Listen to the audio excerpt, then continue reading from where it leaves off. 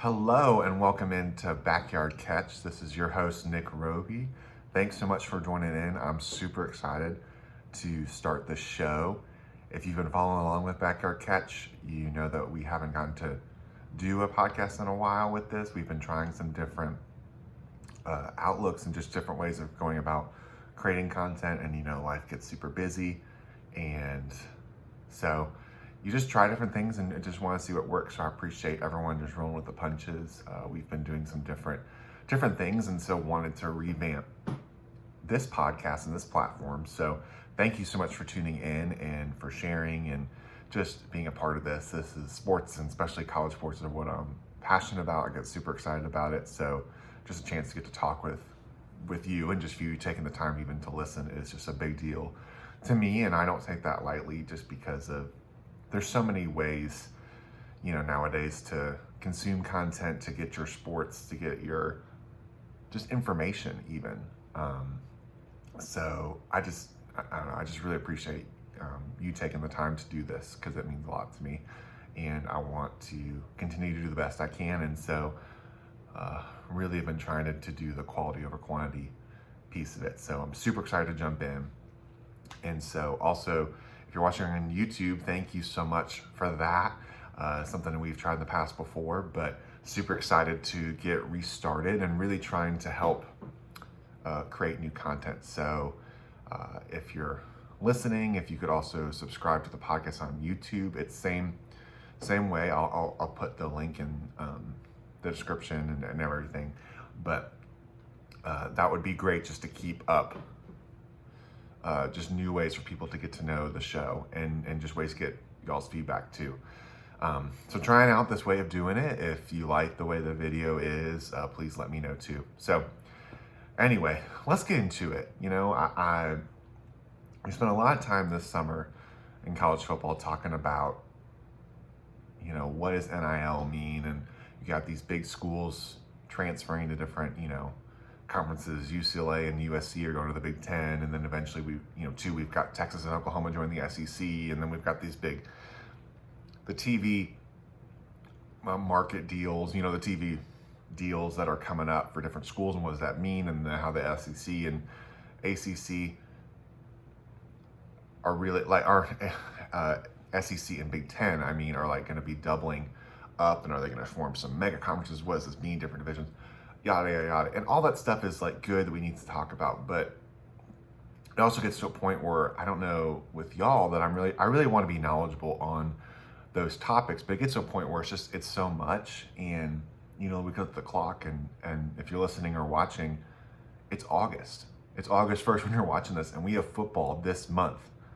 We're less than a month away from pads hitting pads and actual football to talk about, and I don't want to miss just that awesomeness that is college football coming. And when there are things coming down the road that need to be talked out, negotiated, figured out, but that's going to take people smarter than me, and I want to dive into that as well as we can. But I just really wanted to set some time. I was just getting pumped looking into college football and wanting to talk about the upcoming season and break down that as best I can. So we have a month, and I've made a plan of getting to talk through the different major conferences and divisions, and just going at it as we can. So I'll keep y'all posted as we go into this, but that's really my plan. And then we'll talk about things as they come up if need be, but that's the plan going forward. So with that being said, so you're like, hey, Nick, I've been starting this, but I don't know a whole much about, why Backyard Catch, or, what is this? You're just checking this out. So one, thank you for doing that. Two, I grew up a Clemson fan. I'll put that out there. I feel like everyone has their biases or where they come from, and that's my background. Is I went to Clemson, loved it, super passionate about it, fell even more in love with college football because of it. But it's not just this isn't just a rah-rah Clemson podcast. There's so much bigger things about it, because I want it to be bigger than just that. I want it to be talking through people who love college football, but want to analyze it, want to break it down, want to make viewers smarter. I want to take all this information that we get thrown at, as Josh Pate on Late Kick with Josh, he says it's college football preview magazine season, and I 100% agree. And you have all these different information, but you're like almost like you almost feel like it's like I just even feel it's like, how do you start this? How do you do this? And so that's what I want to take. I want to take all this information, all this data, all what we see with our eyes and what we see on the numbers, and compile it into like, I want to make you, the viewer, a smarter, more equipped, ready person, college football fan. And so that's what I want this to be. And so there are definitely people smarter than me who've been doing this, and I definitely feel like I can add a lot to the table when it comes to just viewing all this stuff. I've just been a fan for a long time. And so that's what this is. And so, yes, you know, I have my background in that, but I just love college football. I mean, I love watching the ACC game of the week. It's kind of a bummer that, you know, it's leaving CBS just because that's just, you know, part of the history. And you got Big 12, you know, the showdown between Texas and Oklahoma. You've got, I love Pac-12 after dark. We know everyone's falling asleep and you're trying to keep your eyes open on the East Coast for 10 a.m. kicks and seeing the bright colors of UCLA on the screen, which is kind of fun. Or Oregon, you know, with all their crazy, unique uniforms. So I just love it. And I think, like, I don't want us to miss just the awesomeness that is college football and like why it's worth so much money and why people get so invested into it. So wanting to make prepare us for the season and just enjoy what we have going on. So with that being said, I thought, perfect, we're going to go by conferences and divisions, you know, because there's so many different teams to talk about. And so better not, like, let's just start with the ACC because it's you know, I'm on the East Coast, Atlantic, you know, you get my drift. And so we're going to start with the ACC Atlantic, the double A. So that is the division I've spent probably, you know, I've grown up the most time paying attention to because that's where my team is, you know. And so, and as we keep going forward, we don't super know what this is going to look like, but we do know what's going to look like next year. And so that's the important thing with this. So before we get into the details of it, this is probably going to be more of an overview of teams. Don't have enough time to super break down every single team as you might be a fan of or just wanting to get into. This is really just a summation and just taking all this data and all these different things and be like, okay, what am I feeling right now, August 1st, 2022? And so, you know, these things can also change too. It's a fluid types of things. And of course, we haven't started a fall camp. And so that's part of it too, is wanting to have these pre-fall camp, you know, snapshots of what's going on in these programs and what I'm kind of seeing, and just some, and also just initial feels. I think a lot of this too is we have data to back up what we support, and also just like what we feel from each program. What are we just sensing of what's going on? And so that's what I want. Well, that's what I want these to be. So definitely would love y'all's feedback on this. And if you're fans of these schools and just want to chime in too, would love that feedback too. So yeah, we'd love to get started. So what I'm going to do is going to talk about each team briefly, and then we'll go in, and we're going to go in alphabetical order, figure out the easiest way to do it, and then kind of break down from there.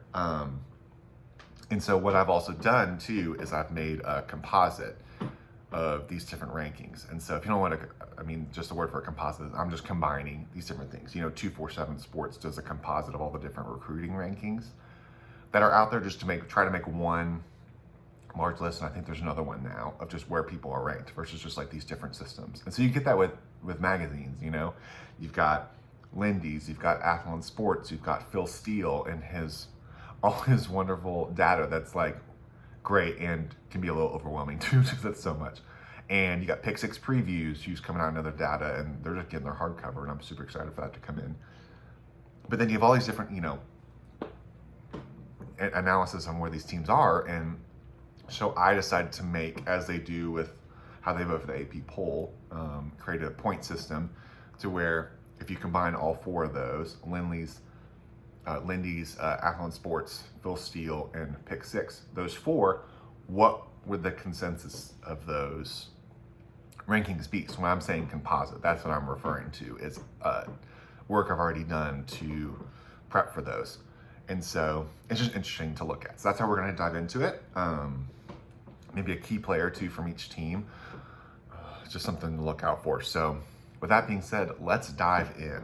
So as we look to, and I'm just pulling up my notes as we go. This is a one-man show. So thank you for rolling with it. Try to keep things as clean as I can. But also, like, I personally, when I watch stuff like this, I love the rawness of it. So that's what this is, and we'll keep tweaking it as we go. So we've got, remember, for the Atlantic last year, we had Wake Forest won the division, and then NC State and Clemson both tied for second, but NC State was finished second because they finally beat Clemson after I think like 8 years, and so they had the tiebreaker over them.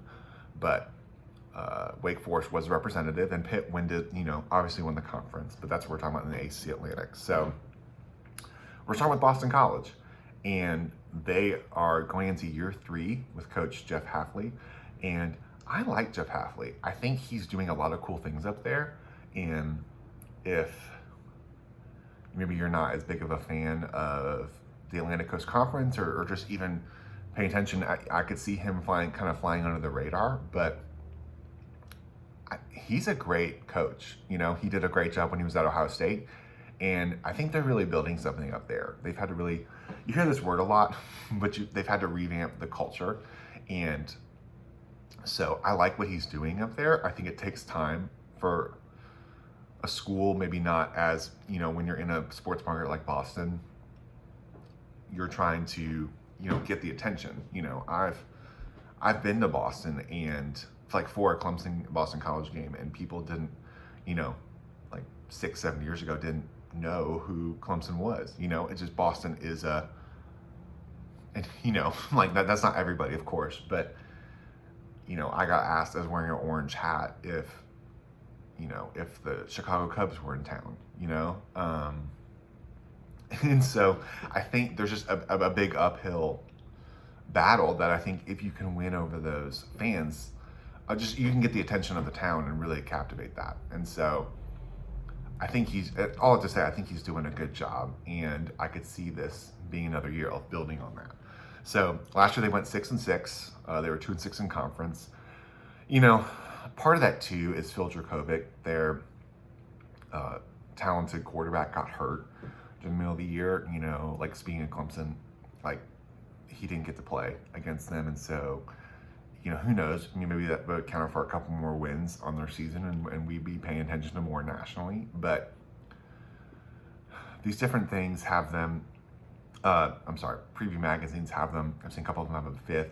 The composite has them actually 6th out of 7, which I'll say this from the beginning: the ACC Atlantic can be really competitive. I think that's what makes this really difficult to preview, because in years past it was Clemson and everyone was playing for second. Honestly, they won 6 years in a row, so it's just there's just some divisions where it's been like that, and as a fan, I don't take that for granted at all. Like, I respect a lot, I respect these teams, and so you really have to bring your game ready to play. And so Boston College is one of those teams that could finish anywhere from 6th, even 7th, depending how injuries and different things go. And we're all these preview stuff, we're not assuming injuries. That changes the picture of all this stuff. But they could even finish 4th or 3rd. That's what these middle parts get so close together. And so that's what I'm looking at. The composite has them 6th, but we'll go from there, where I have them finished at the end. So we got Phil Dracovic, obviously. Last year he threw for 915 yards, 7 touchdowns, 4 interceptions. Through partial year, you have guys like Pat Garwo. I think it's going to be a really good running back this year, under the radar guy. But if they can get some good offensive line play, they have a lot of returners, but if they can really get the push up there and really make more of a balanced, pro style attack, I think they could be, a consistent offense up there, especially when you have dynamic wide receiver Zay Flowers. You remember that name. That's my guy to watch for them, would be Zay Flowers. He's an all-conference type of player. I could very easily see him playing at the next level, and just makes it very dynamic and tough to guard. Last year, he had 746 yards on 44 catches and 5 touchdowns. So I could see him that going up a step for sure. And so the thing with this now is, can they make the big plays to keep going and to really capitalize on this? Like when I'm looking at their schedule, they start with Rutgers, go on the road at Virginia Tech, which is big. Virginia Tech, is in a transition year, but if you get a win like that on the road, that's big. They get Louisville and Clemson at home. They get Duke, which is, it's not a guaranteed win, but I mean, when it comes from cross-divisional rivals, you get them. Syracuse is at home. So the big road games are at Wake Forest, at NC State. So those are tough. Like it's not, that's where it's like, it's just how some of these road sweep games go. So that's Boston College. And so solid team, only returning 5 offensive players, 7 defensive returners. But I think they're making some moves, and how they do in some of those middle games, I think can really just decide, once they get, before Clemson and after Clemson, how do they do? They have to go out on the road at Notre Dame as well. So very interested to see how Boston College does this year. Next we have Clemson. So Clemson was 10-3, 6-2, a very down year for them. They only won 10 games for the 11th time. I'm saying that tongue in cheek because as Clemson fans, that's what you hear. And so I think just recognizing like that to win 10 games again is a big deal. And so no, they didn't win the conference again, and the world is not ending. Dabo knows what he's doing. I'm just going to say that. I think there's a lot of stock being put into the new coordinators, but you got Brandon Streeter and Wes Goodwin. You got Brandon Streeter, who's called games before. He played, he was at Richmond. He's been the quarterback's coach for a while, helped really solidify, that. And no one was going to question that position until last year. And that's a lot with him helping with that. And you got Wes Goodwin, who's just a defensive, guru. And you hear everyone from the program, they're super pumped to have him there. You've got NFL teams looking for him to come in. So Dabo's not even concerned at all. And so for me, I'm not concerned. I think it's just like interesting to see, maybe some differences you might see. I would expect the offense maybe to be a little bit more, I don't want to say aggressive, but a little more assertive, maybe is the word I'm looking for. I think it's just, it'll be good to see some more juice from them. That's just some different minds at calling the plays or just in the charge of it. And so I think, and Wes Goodwin's worked with Brent Venables for a long time, so you're going to see a lot of similarities. I think you'll probably see a little more differences on offense at first, but defensively, Wes Goodwin's not like, really animated like Venables, who's now obviously the head coach at Oklahoma. So I think those are some of the differences, but I think you'll see the ball get out of DJ Uyungale's hand more. You'll probably see more running backs in the passing game, and the big key for them, I think, is wide receiver play. And, getting that downfield blocking, if they can get some good plays in the slot, I think would be huge for them. But defensively, I mean, you lost some pieces, but this is arguably the best defensive line in the country, and I would probably say it's the best defensive line in the country. You got Miles Murphy, Brian Brzee, Tyler Davis, Xavier Thomas is a 5-star coming off the bench, obviously, Trenton Simpson, all these different guys. And then you got another round of, it'll be interesting to see with corner, having 2 guys go into the NFL, how that steps up. But Clemson's traditionally, built with pressure. And so it'll be very interesting to see with them. I think, you got Will Shipley, obviously very dynamic. I think what this really comes down to is I think a big tell with this is how is DJ playing. And so that's not the end all be all, obviously, but Clemson played a lot of close games last year, and if they can get a good, decent improvement from DJ, I think we're looking at another potential division championship, and then pursuing a lot of the goals that they want down the road. So, and also remember, 5-star K Klubnik out of Austin, Texas, is back there, and so Very interested to see how this goes. I think the Georgia Tech game would be interested to see how they play it, but I wouldn't also be shocked if they come out a little bit slow, just because that's how Clemson comes out traditionally. So some big games for Clemson, like on the road at Wake Forest. I would argue the biggest game in the ACC year is October 1st. NC State comes to Death Valley. That is the game to circle. If you want to pay attention to, you could argue the winner of that wins the ACC. I mean, we're going to talk about the Coastal, and rightfully so, but the argument can be made that is the game to circle for them. They also go on the road at Notre Dame. They host Miami. Very interested to see how Miami is later in the year, and obviously rival South Carolina. So I think the ACC it'd be really good for this conference to have a playoff contender, and Clemson's been that. So I think the possibility are there. It just really depends how they are offensively, I think, and what this looks like. Oh, and sorry, I meant to say, excuse me, the composite has them finishing first in the conference. And so not everyone picked them to finish first. I think Pick Six actually picked them to finish second behind NC State, but a lot of the consensus is right now that Clemson will return and at least get a chance to play in the championship game again. Then we have Florida State next on the list. They come in from last year 5-7, 4-4 in conference. This is year 3 under Mike Norvell. They're 8-13 so far with him. Florida State's in this interesting position because, they go from winning the national title with Jimbo Fisher, have a couple interesting years, and then he leaves, Then they got Willie Taggart for a couple years, and that was, kind of lackluster. And I think the problem was bigger than what people were realizing on the outside. And then Mike Norvell comes in from Memphis, and this is just a program that's just going to take a while to. It was understood it was going to take a little bit for them to come back. Especially offensive line was the real issue for them. Over the past, since national title. And you could even argue then they're winning, not with all the way the best offensive line play. So they're making an effort to make a lot more financially backing into the program. And so now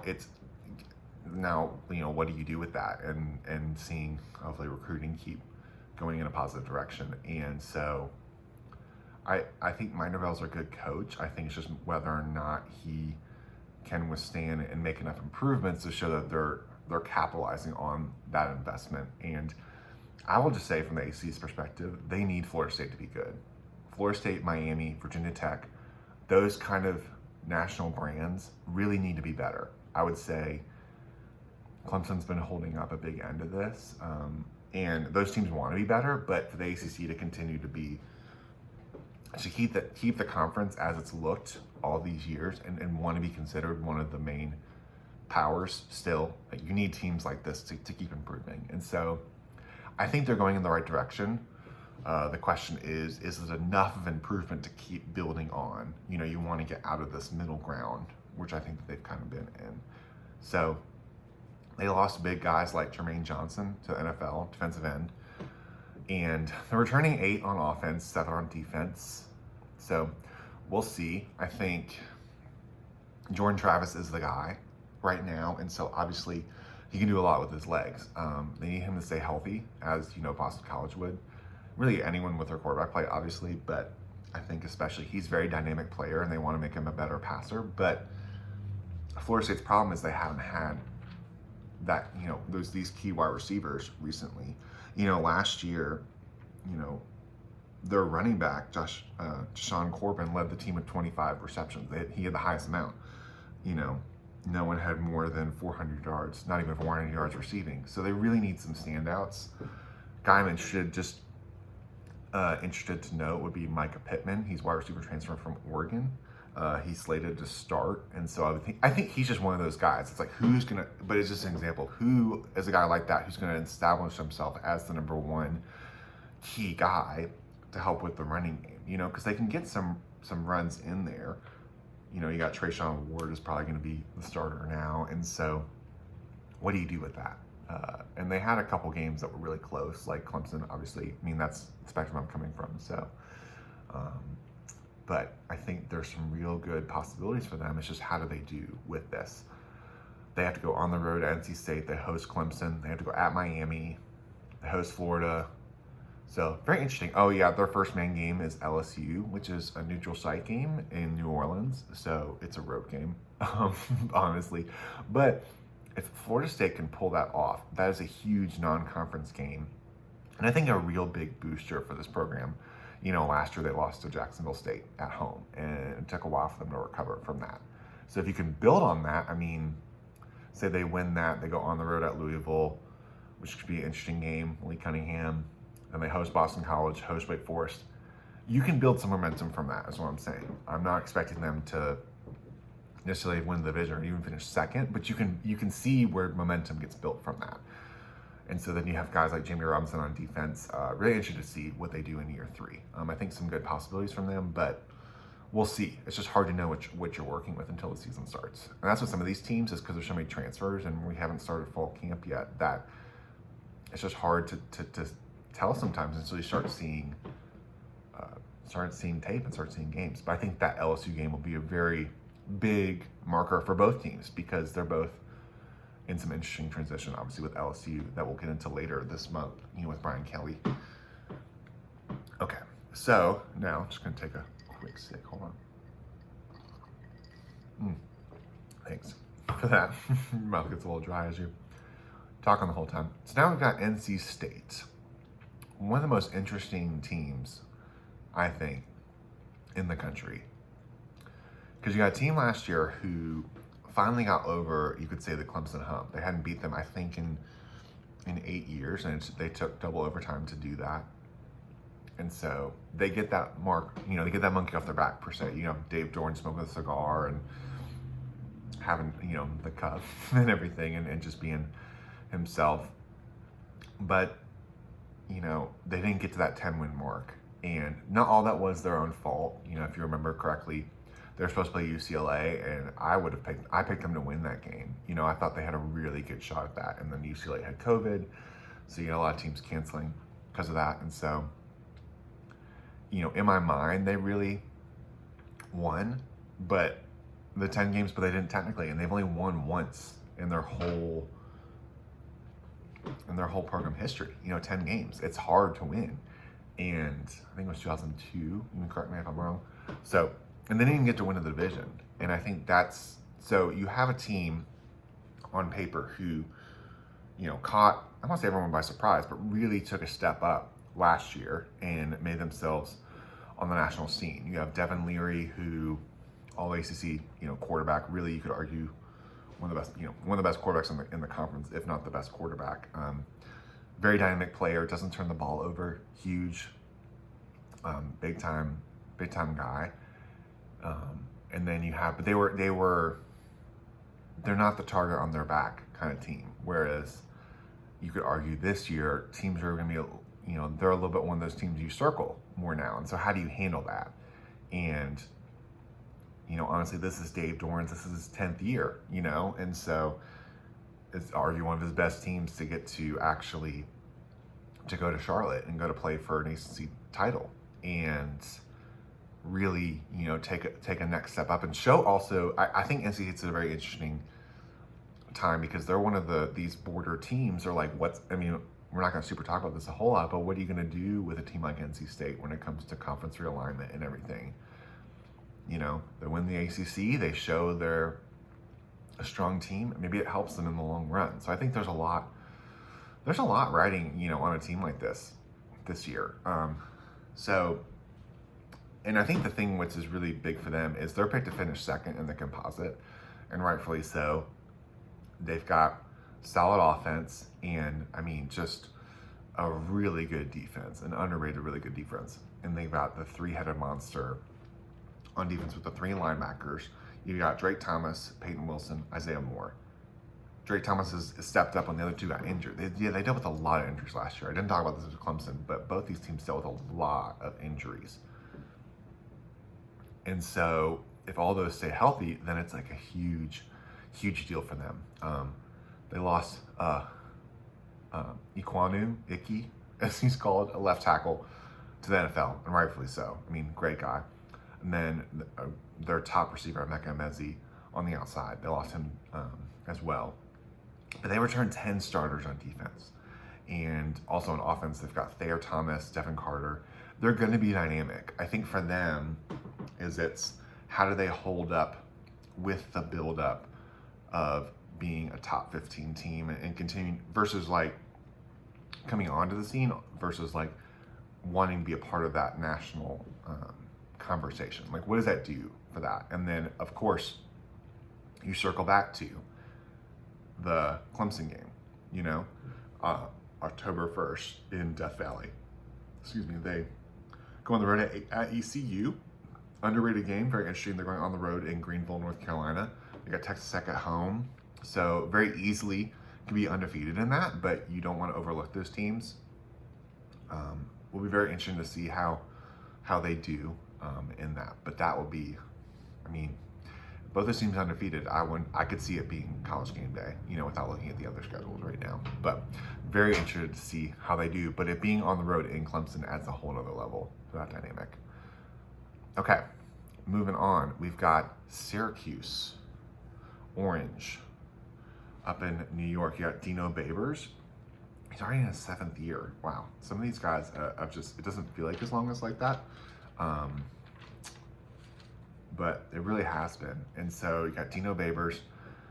You know, they had, you know, that one big year, and then they've been having a hard time getting themselves back footing. You know, they've changed their offense a little bit. They definitely were a very heavy run team last year. You know, you got Garrett Schrader, the Mississippi State transfer, was playing there last year, and then you got all conference running back Sean Tucker. So they're definitely, you know, there's some opportunities for them, but it's tough. You know, they are picked to finish 7th last year, this upcoming year, and so I mean, obviously we play the games on the field, but that'd be very tough. But some big guys to watch out for Syracuse are Sean Tucker. I'm saying this right now as a freshman. This dude is dynamic and just relentless, always moving his feet. I mean, he's good enough he could be an All-American, like running back. Like, he's that good. And, you know, if you're not paying attention to games in the Northeast kind of time, I mean, you might know of him, but you might not know how good he really is. This dude can play. And, I mean, he is the guy you circle and focus in on when you play Syracuse. And you have to be, even when you have that, he still is churning out yards. As I'm pulling up yards last year, rushed for almost 1,500 yards, 12 touchdowns, and caught 255 yards in the backfield. You know, knowing that as a freshman, you're the guy on offense. That's a big deal. Very interested to see his sophomore campaign, and I think he can come up on it or follow up on it. I mean, on defense, they've got Mikel Jones and Garrett Williams, both dynamic players on defense. The thing with Syracuse is, you know, they played some teams close. Clemson, Wake Forest. Is can they score enough points, and then can the defense hold up enough to do that? I think that's kind of the problem I kind of saw last year, was that they could be in games, they just didn't have enough energy or enough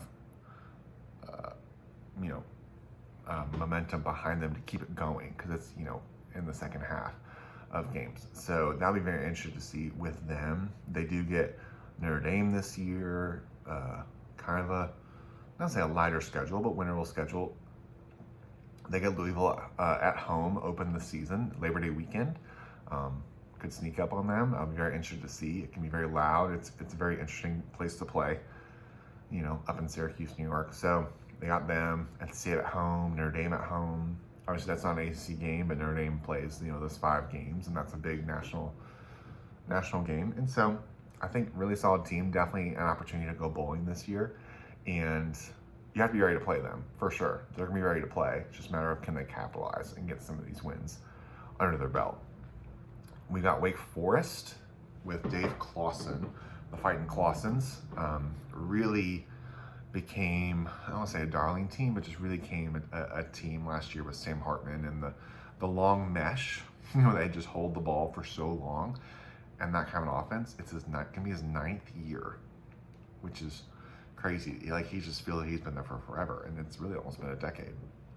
They returned 9 on offense from the team that went to the ACC title game, and had a great season. Just ran out a little bit of gas at the end. They're projected to finish 3rd right now, which is fair.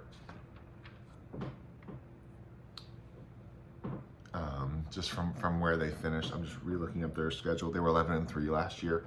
Big. This is the type of program where you build the recruits, try to build in the depth, and really try to capitalize. In that junior senior year, like once every 4 years, kind of a team.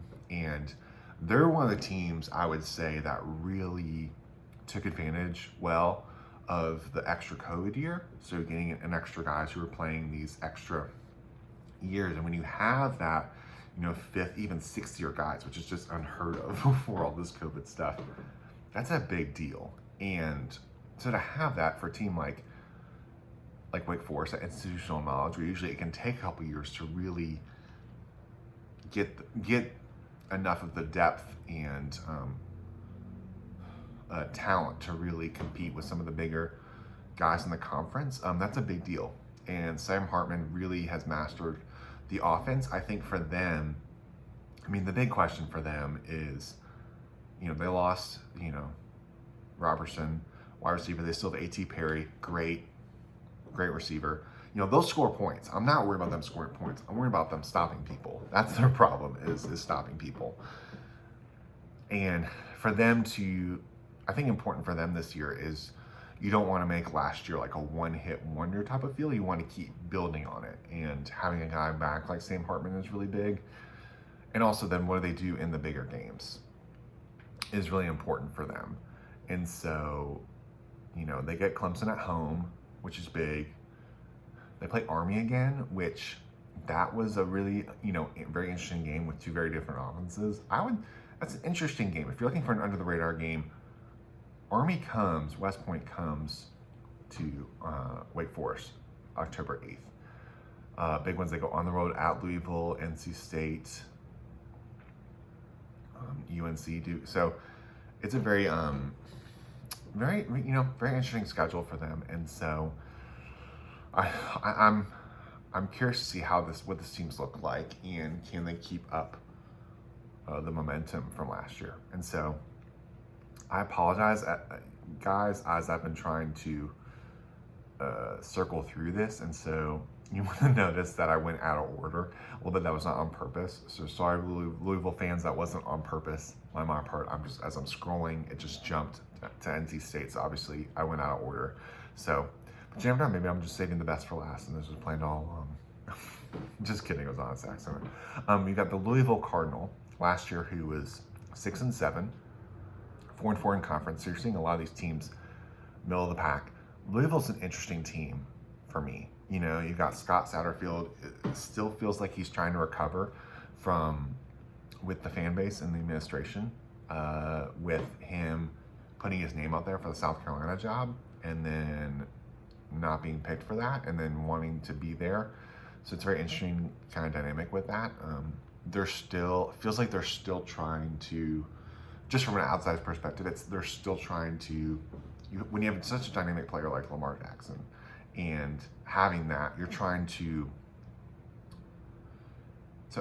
keep momentum going, and it just feels like it's taken a little bit of time, more than even expected, to return, to that, or to keep making themselves like a 9-win, 9-win team fighting for the division.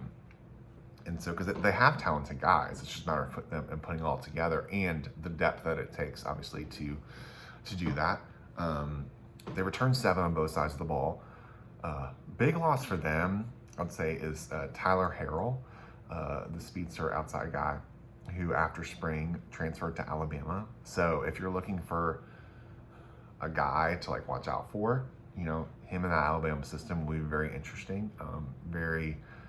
Can be, a dynamic player, and, they definitely capitalized, Bama did, on some transfers. And so we'll be curious to see who steps up for them on offense, because, obviously the player to watch for Louisville is Malik Cunningham. Like, this dude can play, and you don't want to call him like Lamar Jackson, you know, like another version of Lamar Jackson, because I feel like that's, you don't want to be lazy about it, but at the same time, they even kind of look alike. And so, in some of the ways they play, very similar, and the way they can just take a hold of a game, and you have to really account for them with both their arm and their leg. And so that kind of, you know, dual threat dynamics, very important for them. I think the big thing for Louisville is, can they help Malik Cunningham? You know, he's the type of player who can win you a couple games by himself, but he can't do that all year. Like that's football doesn't work that way. It's too much, you know. Even like the best players, they have other guys you have to keep your eyes on. And so, who steps up for them on offense? Guys to watch out for, you know, in some of these preview magazines are Marshawn Ford, the tight end, Mitchell should be really interesting and good. But Cunningham, 2,900 yards, 19 touchdowns. He scored 20 on the ground, over 1,000 yards. I mean, he obviously is the guy. And I think for them is who else steps up for them. Because if it's just Malik Cunningham, you know, you're looking at like probably like a 500 team. And that's not even to say, hopefully, I do not wish on anybody, but they just don't have, you know, that's been their problem, is also having some depth. And so I think just for that, I think he could be very dynamic. I mean, he is one of those guys, like if they ended up winning, you know, in listening to some radio and different things, like if they could win like 9 games, I mean, you could argue he's in the Heisman conversation. Like that's how good this guy can be, if he gets that help. So that's the thing with Louisville. It's hard to say with them that they go to road at Clemson. They get Pitt from the other side of the conference. Florida State, obviously, they're playing all the Southern Florida schools. UCF, FSU, USF. They have to go at Kentucky, of course, and they haven't been able to do well recently. So it'll be very interesting to see. But there's Louisville. So now that we've wrapped all that up, really very interesting conference, division, excuse me. And so I released some different tiers earlier and on Twitter. So if you saw some of those, really the idea with the tiers is it's more of like how do we judge like expectations for these different teams? And it's not like it wasn't necessarily you're gonna finish there. It's just like trying to take a snapshot then of where these guys are gonna finish. And so in trying to analyze this conference, I kind of see 3 tiers, and I've adjusted this a bit, of where's potential to finish. Like really opportunity, I would say, of where is a reasonable expectation of finishing. I probably see 3, it's probably actually 4 of this, and you'll kind of see what I mean as we get through this. But you have Clemson, NC State, I really think are the 2 that are really battling for the division title. And that game in Death Valley, I think will really decide it, as long as there are slip-ups that I foresee. You got Wake Forest and probably in tier 2, just because they lost a lot, and they're a team that just usually needs another year to develop. And I just think that the defenses for NC State and Clemson are just so dynamic that they just feel like a slightly like 3rd feels right for them. And then you got the middle bunch, which I would say is really the toughest of all this, is you've got Florida State, Louisville, and Boston College, where I could see any of them finishing 1 through 3 in that little tier. And then you got Syracuse. No disrespect to Syracuse, it's a very tough conference. And I just think they're just an all-man game with Sean Tucker. And so that's just hard to come up with, but they very easily could not be in that. That's just an initial snapshot. So if I was picking this division, so I told you the composite rankings, I would pick in reverse order: Syracuse 7th, and then I have Florida State 6, Louisville 5, Boston College 4. This is very tight, and I'm also saying this too. I know some of these preview magazines do ties, which is fine, but I'm forcing myself to make the decision. I don't want to just be like, oh, we got a 2-way tie. And that's fine if those guys want to do it that way. I want to force myself to make a decision. And so I think I just like the culture the best right now in this moment at Boston College. And I just think that they're an under the radar team that if Jurkovec can stay healthy, I think they can be really good. And Zay Flowers and those guys are just really dynamic. With Louisville, I just think it's too much is dependent on Malik Cunningham, and that's just a lot of pressure that over the course of the season can really just wear them down, where, they could force them to finish one game below. In Florida State, they have made some push, but I just haven't seen enough yet to feel comfortable picking them higher than that. And so again, those can finish anywhere in between, but in making decisions, I just feel the best about Boston College when it comes to all those. And then I have Wake Forest third. Like I said, I just think they're a tier slightly below. Other things could happen, but that's just where I have them right now. And then the big one, I have Clemson winning the conference. This is not just, I didn't want to just make this like a homer pick. I honestly would pick NC State. I think the big thing for this game is at home for Clemson this year. And when you have a group that, sometimes when you get so used to winning, you almost I don't want to say you take it for granted, but you almost just you lose that hunger a little bit. It's just, we're very natural as human beings to lose that. And so NC State got over the hump, but trying to go into that valley is just a much different animal. That's potentially probably a night game too. This Clemson team's gonna be very hungry, and I think very capable of doing that. And I think the offense, it's hard for it to get worse than it was last year. And Clemson had to play a really bad game, and NC State had to play a top-notch game, and even then it went into overtime. And so I just give the edge to Clemson to come out of the division, but with NC State giving a strong fight, and still a team with a very strong chance for 10 wins. I think I would, if I were a betting man, I would bet on them winning 10 games, including the bowl game. But when it comes to the division, I got the Tigers. So, well, there you have it, guys. That's my pick for the Atlantic. Super excited to jump into this. Remember to subscribe to the podcast on Apple Podcasts, Spotify, wherever you listen. Like the channel for YouTube, especially want to build that up. Just to try different, viewing content. I like being able to see the person who's listening or who's talking, so would love your feedback on that. If you get a chance to review, that's big, just to get more eyeballs. If you have friends who really love college football or love college sports, share this with them. I'd really appreciate that. Make sure to follow all of our social channels. It's Backyard Catch, spelled like it sounds, 2 words, with a different, slightly different, the social tags, just depending on what was available. So y'all, thank you so much. Super excited. It's August. It's football. Super pumped. We'll be coming later, obviously with the rest of the ACC and the rest of the country. But for now, we are signing off. Thanks, guys. Have a good week.